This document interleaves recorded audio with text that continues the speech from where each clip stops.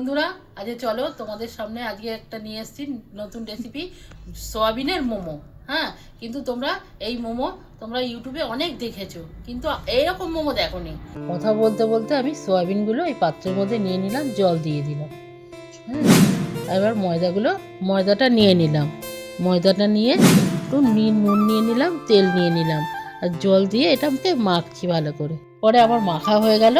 এর ওপরে আমি একটু তেল দিয়ে দিলাম, একটু দেখো তেল দিয়ে দিলাম। তেল দিয়ে ভালো করে মাখিয়ে প্লাস্টিকের মধ্যে এটাকে রেখে দিলাম।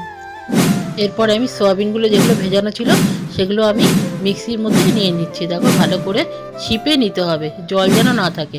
হ্যাঁ, ছিপে এবার এটাকে পেস্ট করে নিচ্ছি। বেশি পেস্ট করবে না, হালকা করে পেস্ট করবে। দেখো এমন হবে।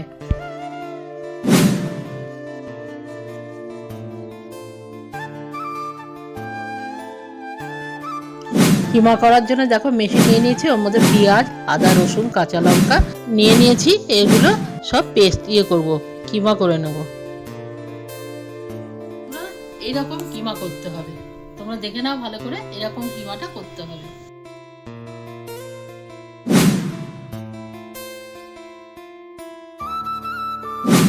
রসুন, পেঁয়াজ, আদা, কাঁচা লঙ্কা যেগুলো কিমা করেছিলাম এগুলো সয়াবিনের মধ্যে দিয়ে দিচ্ছি। এরপরে নুন আর গোলমরিচের গুঁড়ো যে যেমন ঝাল খায় সেই পরিমাণে দিতে পারেন। এরপরে দেখতে পাচ্ছেন আমি সব মেখে নিচ্ছি, ভালো করে মাখিয়ে নিতে হবে। নিয়ে এটাকে পাশে রেখে দিলাম। রেখে দিয়ে এরপরে আমার ময়দাটা মাখা হয়ে গেছে। এবার আমি গুলি করে নিচ্ছি, ছোট ছোট করে গুলি করে নিচ্ছি। গুলি করে নিয়ে এবার বেলবো। হ্যাঁ, দেখেন কেমন করে বেলছি, ছোট ছোট করে বেলে বেলে এবারে হাতের মধ্যে নিয়েছি। ওর মধ্যে ওই মিশ্রণটা দিয়ে তারপরে ওই শেপটা করে নিতে হবে। সুন্দর করে শেপটা করবেন, দেখেন কেমন শেপ এসছে। হ্যাঁ, এবার আমি গ্যাসের উপরে জলটা বসিয়ে দিলাম।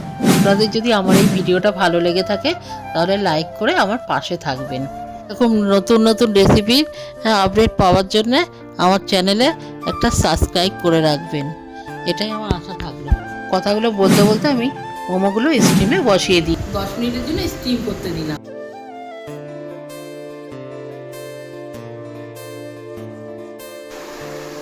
হেভি হয়েছে, হেভি।